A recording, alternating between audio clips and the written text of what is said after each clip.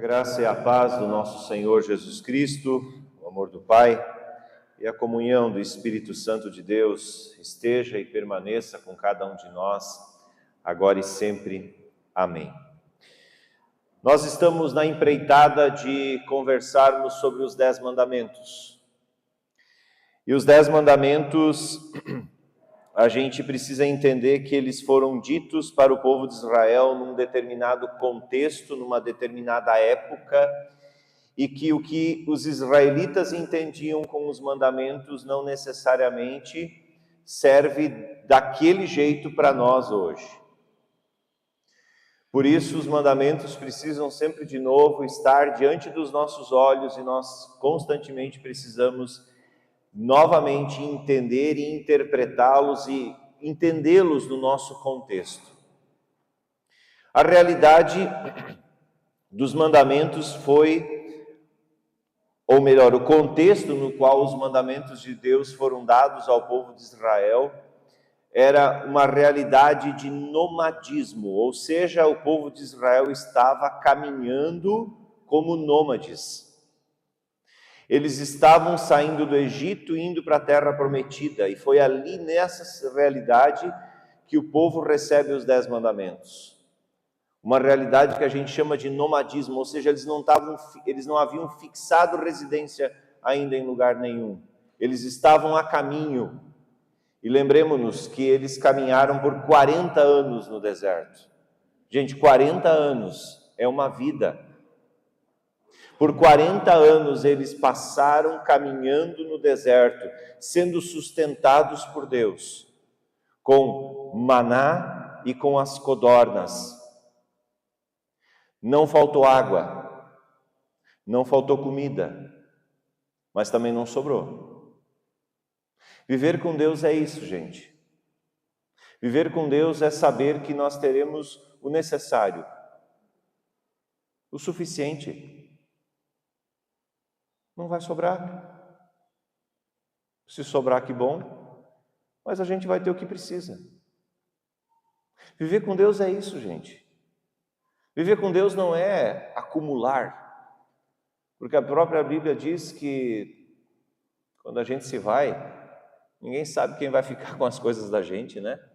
Às vezes os filhos já começam a brigar em vida pelas coisas da gente, daí a gente até pode saber para onde vai, mas do contrário, a gente não sabe o que vão fazer das nossas coisas.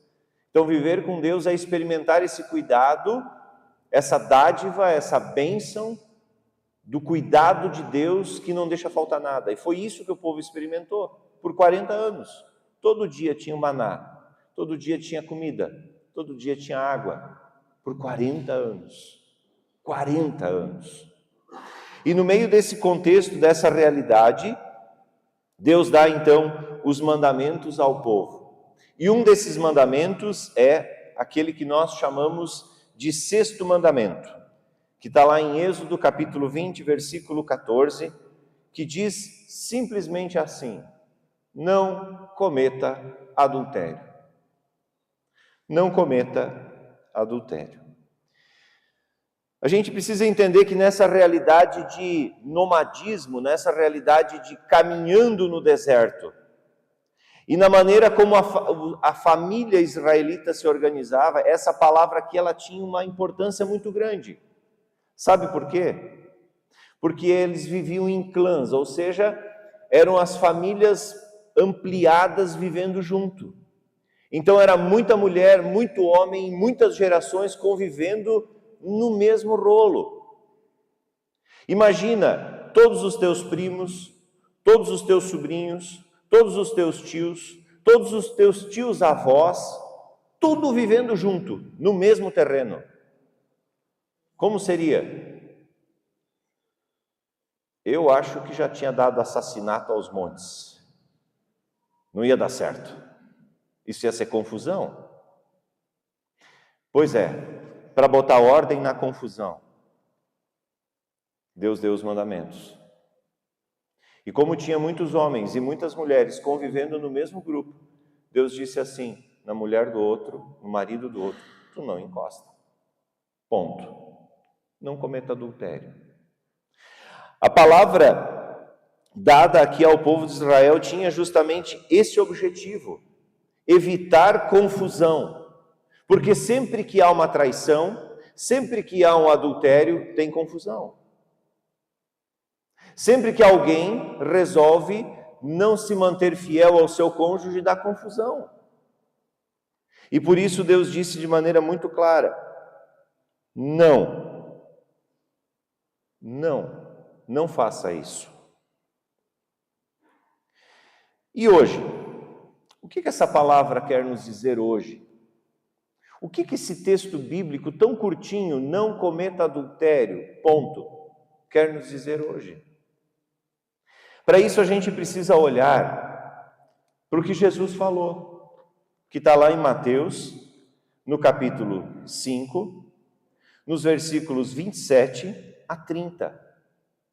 Mateus capítulo 5, os versículos 27 a 30, onde Jesus aborda esse tema, onde Jesus fala desse assunto do adultério.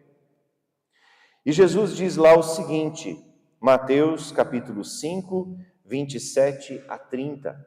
Vejo aí algumas pessoas com a Bíblia na mão, que legal. Queria estimular todo mundo a trazer a sua Bíblia junto. Pastor, mas eu não acho com agilidade. Não tem problema, eu espero, numa boa, todo mundo encontrar o texto bíblico, sem problema nenhum. Então eu queria te animar a trazer de fato a Bíblia para o culto, a acompanhar a leitura, para perceber se de fato aquilo que está sendo dito condiz com o que está escrito. Isso é uma atitude bem luterana, sabia? Bem luterana. Lutero dizia que a comunidade devia julgar a doutrina. Por isso, se o pastor fala bobagem, a turma tem que chamar ele para dizer assim: cara, o que tu está falando aí? O que tu está ensinando? Só que para isso a gente precisa conhecer esse livro. Por isso, eu queria animar a trazer a Bíblia. Diz assim em Mateus capítulo 5, versículos 27 a 30. Vocês ouviram o que foi dito: não cometa adultério. Eu, porém, lhes digo que quem olhar para uma mulher com cobiça, já cometeu adultério com ela em seu coração. Se o olho direito o leva a pecar, arranque-o e jogue-o fora. É melhor perder uma parte do corpo do que ser todo ele lançado no inferno. E se a mão direita o leva a pecar, corte-a e jogue-a fora. É melhor perder uma parte do corpo que ser todo ele lançado no inferno. Vamos orar? Senhor, muito obrigado, Pai, por essa palavra tão preciosa, profunda e ao mesmo tempo tão direta que Tua palavra nos dá nesta manhã. Abençoa, Senhor, o ouvir, o meditar, o compreender essa palavra e que, acima de tudo, saiamos nós daqui dispostos, ó Deus, a viver essa palavra no nosso dia a dia. Assim oramos, no nome de Jesus. Amém. Queridos irmãos e irmãs, quando nós lemos essa fala de Jesus aqui sobre o adultério, nós entendemos e percebemos que para Jesus o adultério começa muito antes do ato. O adultério começa na intenção. Jesus diz claramente: se tu olhar para uma mulher, ou, melhor dizendo também, se tu olhar para um homem com cobiça, já pecou, já deu ruim, já é adultério. A intenção já caracteriza o pecado. E isso é um negócio que choca. Isso é um negócio que choca. Porque se a intenção já é o pecado, então ele está muito mais presente na nossa vida do que nós gostaríamos. Se a intenção já é o pecado, então aquela olhadinha que a gente dá, já é o problema. Aquele vídeo que vem lá na rede social, já é o problema. Aquela acompanhada na faixa de pedestres, quando tem uma moça bonita passando, já é problema. Aquela olhada naquele cara correndo na calçada sem camisa, com a barriga definida, já é um problema.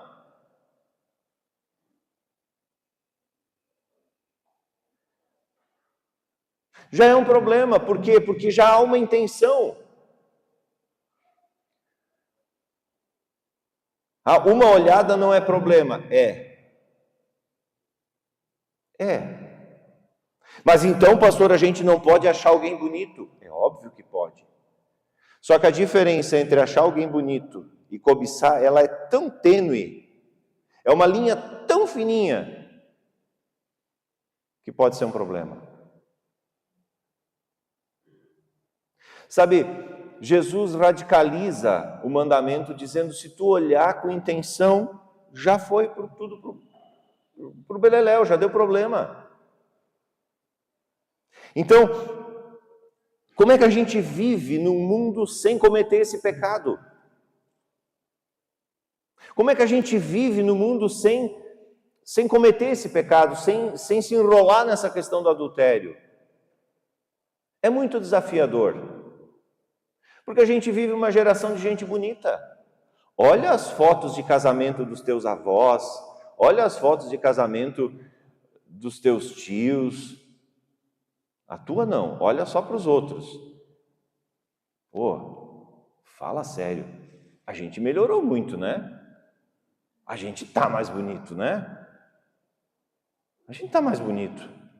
Olha, eu vi cada foto de noiva casando assim com cara de quem está indo para o enterro.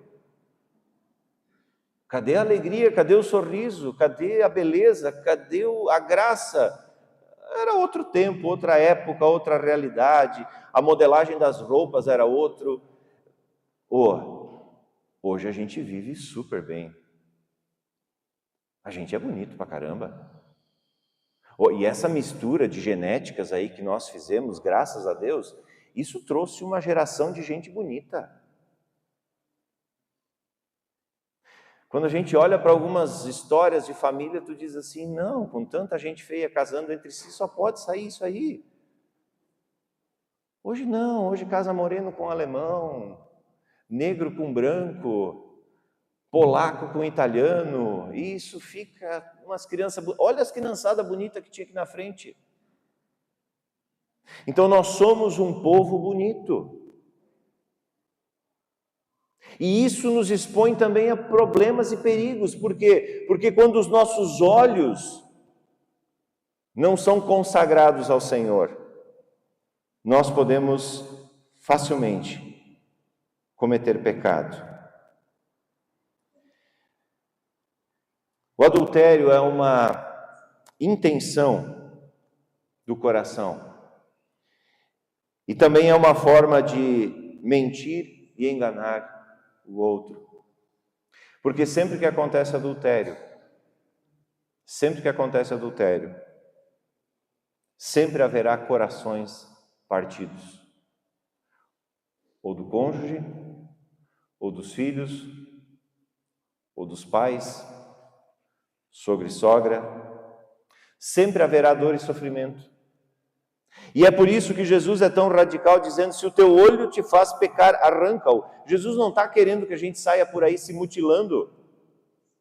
Jesus não quer que a gente saia arrancando o olho, Jesus não quer que a gente saia arrancando a mão, Jesus não quer que a gente saia se mutilando. O que Jesus está dizendo aqui é que a gente precisa entender do perigo que existe nisso.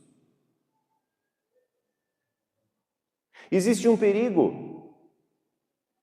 O perigo é que os homens começam a parar na faixa de pedestres quando tem uma mulher bonita e quando tem um homem querendo cruzar, ele não para. Por quê? Por quê? Parar na faixa é para todos. E aí tem um filho sentado atrás, ou do lado, e ele começa a perceber isso. Mó gatinha e o pai parou. E aquele senhorzinho de idade de bengala, o pai não parou. Tu está entendendo o que acontece aqui? Eu não sei se eu devo contar, mas eu vou contar, depois eu me acerto em casa. Quando a Anne fazia faculdade, Um dia ela chegou em casa e disse: Everson, tu não sabe o que me aconteceu hoje. Eu disse: então me conte. Estava eu andando na faculdade e tal, um pirralhinho de uns 4 anos passou por mim e fez assim: uau, que mulher. A gente riu um monte. Eu disse: quem devia dizer isso? É eu, não um pivete de 4 anos. Mas eu fiquei pensando nesse piazinho de 4 anos, 5 anos por aí. Com quem ele aprendeu isso? Com quem ele aprendeu?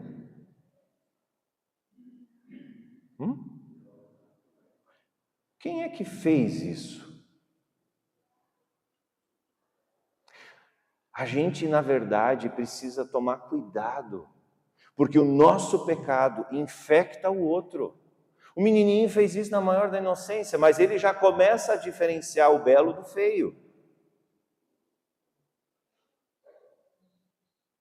Com quem ele aprendeu? Tu está me entendendo? Depois eu me acerto contigo em casa, não sei se podia contar, mas agora foi. Gente, quando a gente não cuida dos nossos olhos, quando a gente não presta atenção nesse mandamento, a gente está faltando com o respeito com as pessoas mais próximas e que mais amam a gente. Quando uma mulher fica olhando para um homem bonito e pensando assim: ah, lá em casa, ela está desrespeitando o marido. A gente precisa entender que a radicalidade que Jesus coloca nesse texto aqui é assim: não olha, mas como é que eu vou andar? Ué, cuidando, prestando atenção nas posturas, na maneira como olha, na maneira como fala.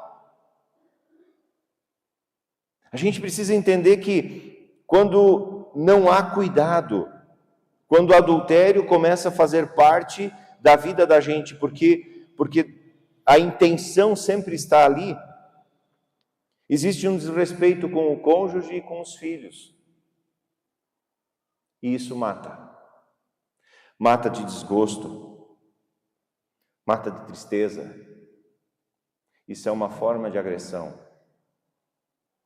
Adultério é uma agressão, porque adultério transmite muito mais do que palavras. Transmite o caráter de alguém. Quando um homem não consegue conversar com uma mulher olhando no olho e fica secando essa mulher, isso transmite muito mais sobre o caráter dele do que ele imagina. Quando uma mulher fica observando o corpo de um homem que não é o dela, isso transmite muito mais sobre o caráter daquela mulher do que ela imagina. Por isso Jesus é tão radical quando ele diz: se o teu olho te faz pecar, arranca-o. Não vai sair por aí mutilado, é óbvio que não, mas presta atenção, cuidado. Cuidado. Zela por esse alguém que está do teu lado. Zela por essa pessoa. Só que é engraçado, né? Que normalmente os adúlteros, eles têm ainda a desculpa de dizer: mas com essa roupa também, como é que não vou olhar? O problema não está na roupa. É óbvio que também existe problema com as roupas. A gente pode se vestir de maneira muito elegante, muito bonito, muito bonita, sem ser vulgar. Isso é assunto para uma outra conversa, para uma outra pregação, quando a gente falar sobre o corpo que é o templo do Espírito. É óbvio que a roupa fala muito sobre o que a gente quer transmitir também. Mas não vai botar a culpa do teu pecado na roupa do outro. Porque essa culpa o outro não tem. É a intenção do teu coração.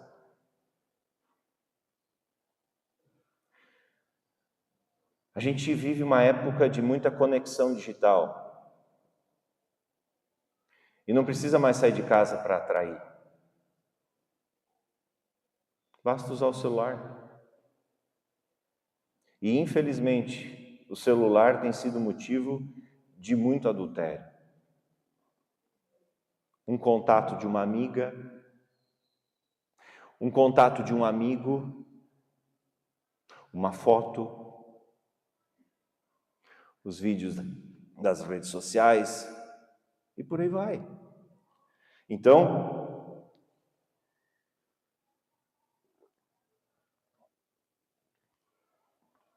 a gente precisa entender com isso que Deus nos chama a sermos ainda mais vigilantes.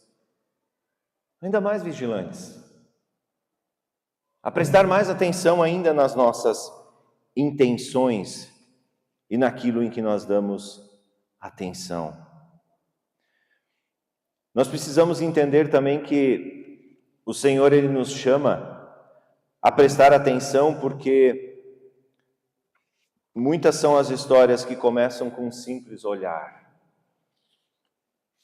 e que terminam em adultério consumado. Por isso, presta atenção. Presta atenção.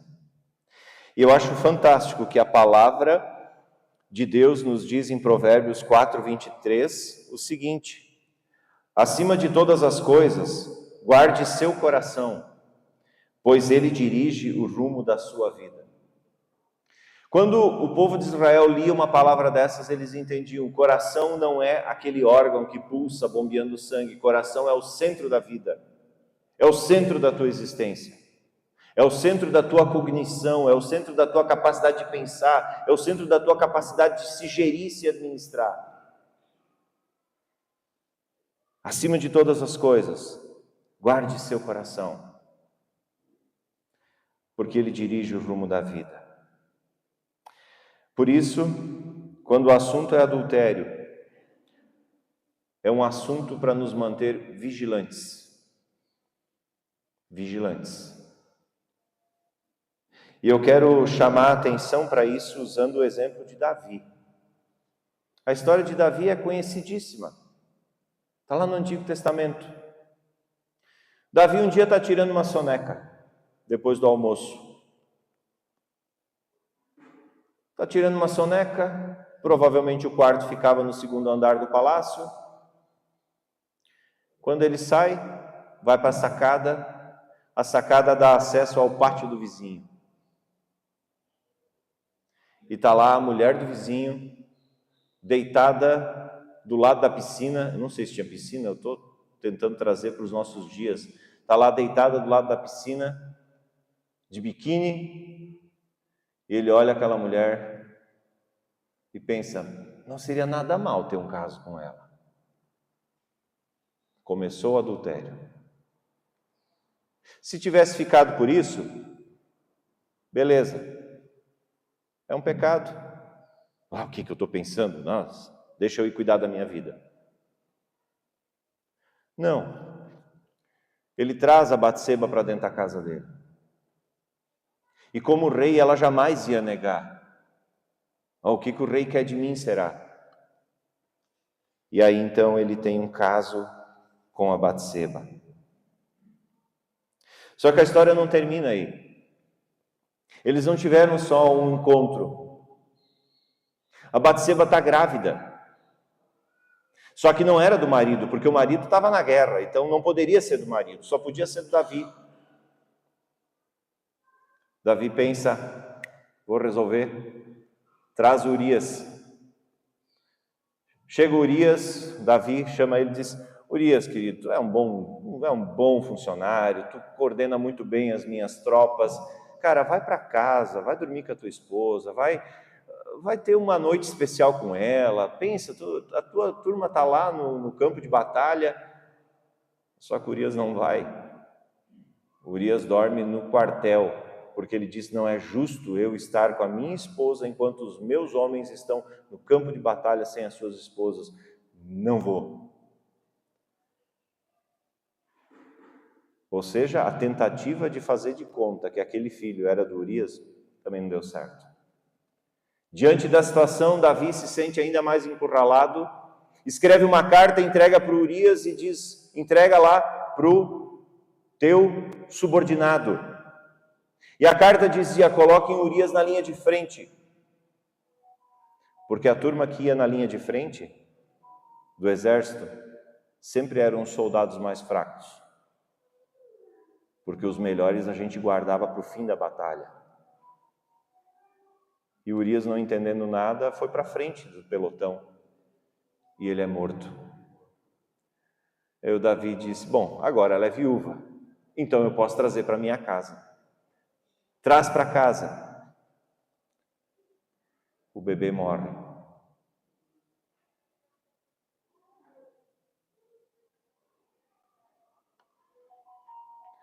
Perceberam que uma intenção gerou um monte de problema? Um monte de confusão. Uma intenção levou ao assassinato, à destruição de uma família. E quando Jesus diz, arranca teu olho, ele está dizendo, se passou pela tua cabeça alguma ideia equivocada, não dá para impedir. Lutero disse certa vez assim, a gente não pode impedir que os passarinhos voem sobre a nossa cabeça, mas nós podemos impedir que eles façam ninhos. Não tem como evitar que o bicho passe sobre nós. Não tem como evitar muitas vezes o pensamento. Mas a gente tem que evitar que esse pensamento ganhe terreno dentro de nós, porque senão vai dar como deu com Davi. Aquele vídeo, aquela foto, aquela ideia maldita pode levar à destruição bem mais do que do casamento. Olha para a história do Davi. Por isso o adultério é um assunto que quer nos manter vigilantes. Por isso, a vigilância deve nos levar a prestar atenção no nosso próprio relacionamento, no nosso próprio casamento. Quais são as brechas e feridas que precisam ser tratadas? Porque se a gente não trata as brechas e as feridas com o cônjuge da gente, e isso aqui é uma palavra nessa manhã, especialmente para os casados e que estão namorando. Se a gente não trata as feridas do nosso relacionamento, a gente vai deixando com que elas cresçam e se transformem de tal forma que daqui a pouco existem paredes entre a gente. E aí daqui a pouco a colega de trabalho vai se tornar bastante interessante, o colega de trabalho vai se tornar bastante interessante, e a pessoa com quem eu divido a cama, a vida e o coração, já não é mais tão interessante. Ela nem anda tão bonita e cheirosa quanto a colega de trabalho.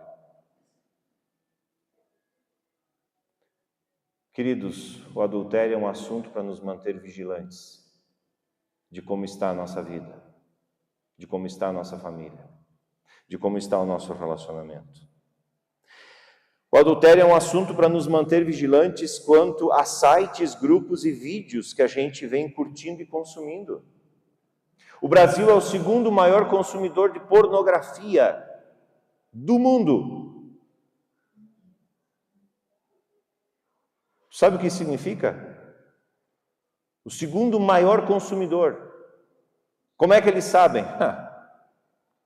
Cada celular, cada computador tem um número. E eles sabem exatamente quando o número X está logado a algum site X. Queridos, isso é um sinal de alerta perigoso. Se nós que somos casados com as mulheres mais bonitas que tem nesse mundo, que as mulheres brasileiras são consideradas as mais bonitas, e eu concordo plenamente, por que nós precisamos ser o segundo maior consumidor de pornografia? E junto, no meio desse submundo nojento, ainda vem a pedofilia, que é outro negócio asqueroso, nojento, que chega a me dar arrepio de nojo de saber que tem gente de tão baixo nível. Vigilância. Quando um vídeo é consumido, tem alguém sendo ferido, machucado e destruído.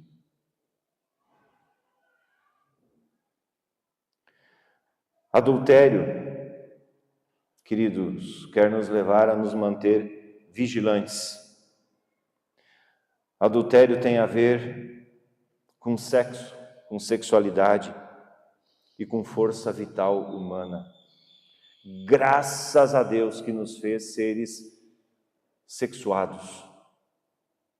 E não há problema nenhum em a gente viver a sexualidade da gente, mas do jeito certo. Não há problema nenhum em a gente ter prazer com a esposa, com o marido da gente. Não há problema nenhum em a gente esperar o momento do casamento para a gente ter prazer com a noiva da gente. Não há problema nenhum.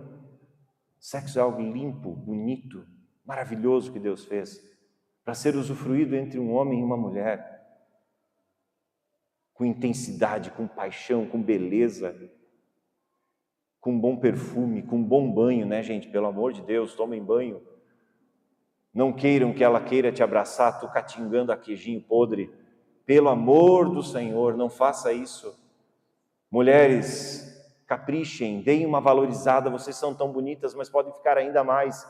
Que quando tu passar na sala indo para o quarto, aquele homem queira desligar a TV e dizer assim, eu preciso ir lá, eu tenho que conferir. Pelo amor. E não há pecado nisso. Pecado é tu ficar olhando para a tua colega de trabalho e pensando, cheirosa, hein?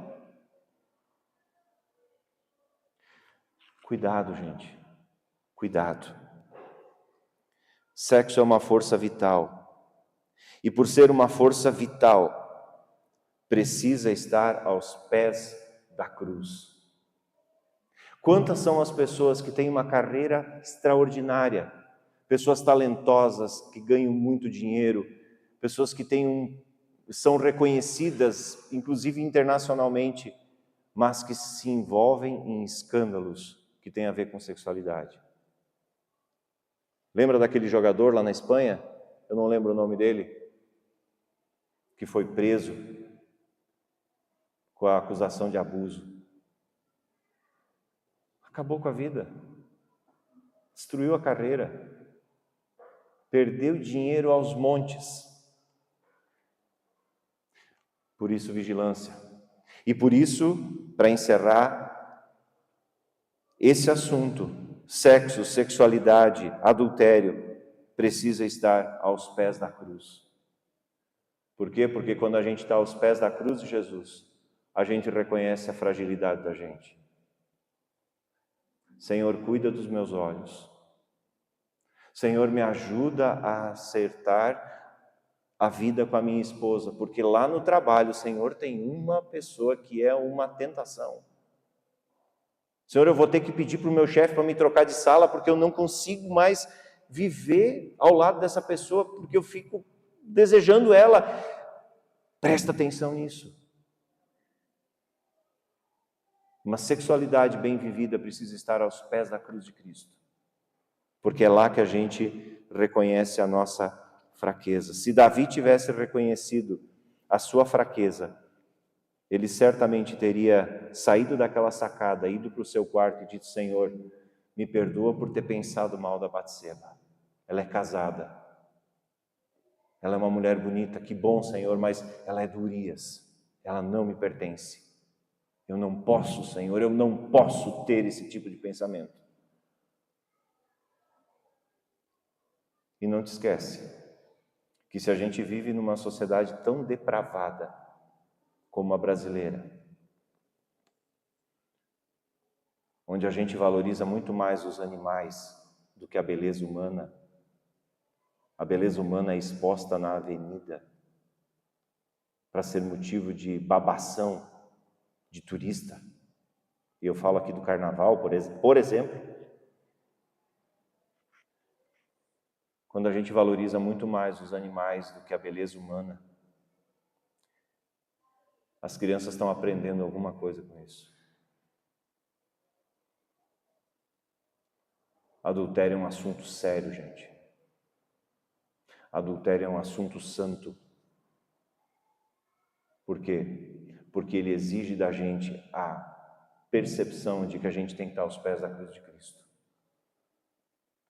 Se não for assim, a gente não vai conseguir viver aquilo que Martim Lutero disse como explicação no Catecismo Menor ao 6º mandamento. Para quem fez ensino confirmatório deve ter ouvido isso alguma vez. Não adulterarás. O que significa isso? Devemos temer e amar a Deus, de maneira que vivamos uma vida casta, uma vida decente, em palavras e em ações. Lembra da olhada? Lembra daquele assim, lá em casa? Pois é, ações.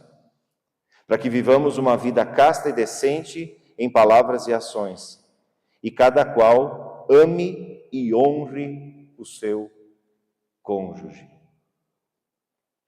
Toda vez que tu não faz isso, Deus fica triste. E é por isso que os mandamentos também, a explicação aos mandamentos começam sempre por devemos temer e amar a Deus. O temor nos impede de nos afundarmos. Só para refletir um pouco, no dia 24 de fevereiro, completou 4 anos de guerra, Rússia e Ucrânia, 325 mil mortos da Rússia, 150 mil mortos da Ucrânia.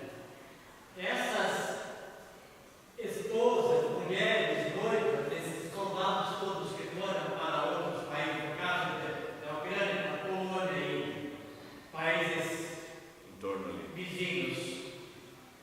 Todas essas mulheres, na vida, no pensamento de Deus, construíram lares. E por que este mundo tão maravilhoso que Deus criou? Nós estamos vivendo no Brasil, maravilhoso e abençoado, tudo que o pastor falou, maravilhosamente bem colocado. Mas por que todas essas viúvas de guerra devem sofrer isso por causa da maldade do pensamento humano em questão de guerras? E ontem, um novo início de problemas sérios para o mundo, o ataque dos Estados Unidos ao Irã.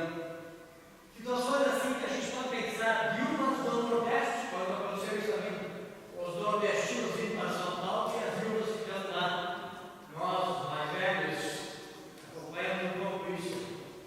Por que a situação toda aconteceu, está acontecendo, né? A maldade do ser humano. Então, nesse sentido, bem colocado a questão do adultério, né? Nós estamos vivendo num país tranquilo, maravilhoso e abençoado lá. Nesses países onde as situações, as viúvas de guerra estão vivendo sem a possibilidade da formação de lares que Deus tanto queria cuidar desses irmãos, né? Só para refletir a situação que nós estamos vivendo hoje, a situação de guerras. Desculpe. Obrigado, irmão. Eu diria que, embora a gente viva num país que não está em guerra, pelo menos não declarado, porque se a gente olhar o número de pessoas mortas por assassinato no Brasil, olha que deixa muita guerra no chinelo, né? Eu diria assim que o descaso com a vida humana na guerra e num país onde tantas pessoas cometem adultério é praticamente o mesmo. Porque se tu sabe que tu perdeu teu marido na guerra, ele está morto. Dói, filhos vão ficar inconformados, e a guerra também traz fome, traz destruição, mas o adultério também traz. Então, de alguma forma, o sofrimento lá e aqui não está muito diferente, com o detalhe que talvez aqui a nossa casa não foi destruída por uma bomba. Mas se a gente pensar no adultério como a destruição do casamento, é uma bomba que cai dentro de casa, porque daqui a pouco o pai vai embora, vai com outra, a mãe, quem sabe, vai com outro também, e aí fica a gente jogado no meio desse rolo todo. Final de semana com um, final de semana com outro. Mas eu não quero, eu quero o pai e a mãe junto. Pois é, mas não dá mais. Então a gente precisa sempre prestar atenção nas nossas ações, nas nossas escolhas. E tanto esse sofrimento da Ucrânia, da Rússia, agora do Irã, dos Estados Unidos, porque isso vai respingar lá também. Todo esse sofrimento e toda a vida humana precisa estar aos pés da cruz. Porque se uma nação que se diz cristã ataca outro país, alguma coisa se perdeu aí. Então a gente precisa entender que se a gente está aos pés da cruz, a gente vai querer viver a paz e o bem-estar com os outros, e inclusive e especialmente na família. Que Deus ajude a gente, que Deus te ajude, que Deus me ajude a nos mantermos fiéis à nossa família. Eu não falo nem ao cônjuge, à nossa família, porque quando eu traio a minha esposa, quando eu traio meu marido, eu estou traindo meus filhos, meus pais e aqueles que nos acompanharam no altar como testemunhas do nosso casamento. Que Deus nos ajude. Amém.